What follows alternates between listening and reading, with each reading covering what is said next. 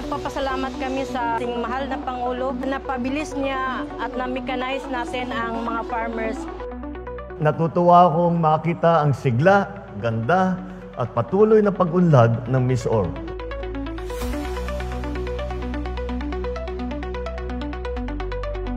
Pasok ko, napansin ko kaagad na malawak yung building, tsaka mas marami ng upuan. Maganda na po at saka maluwag. Komportable na po yung mga pasahero na papuntang Camiguin. Nasusolusyonan po yung masikip na PTB. May aircon na, tapos dati wala pa. Mga kababayan, ito po ang diwa ng aming tinatawag na Build Better More. Gumagawa tayo ng mga infrastrukturang may puso sa ginhawa, seguridad at pag-angat ng ating mga kababayan.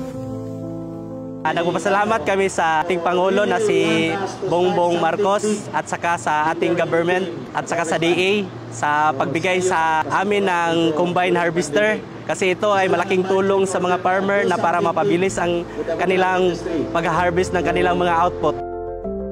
Papasalamaton ako ni Direktor Apollo Pacamalan sa atong mahal nga Presidente, Pangulong Ferdinand Marcos, nga diin kini gitagaan ni higayon ay kining gihatag kanamo para nga mo-improve ang among pagpamuhi og baboy nga aron makahatag sad mi og trabaho sa among mga membro.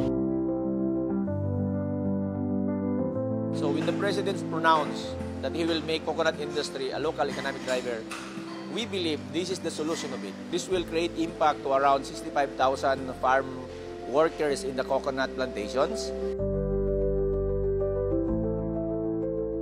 Titiyakin natin lahat ng LGU, all of the 1,493 LGUs of the Philippines will receive at least one of these transport vehicles.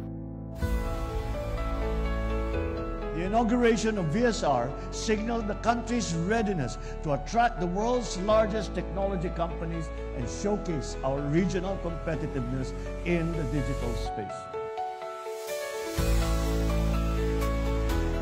So as we celebrate this event, let us remember, the Bagong Pilipinas we aim to achieve is not just about rebuilding, it is about reimagining and transforming.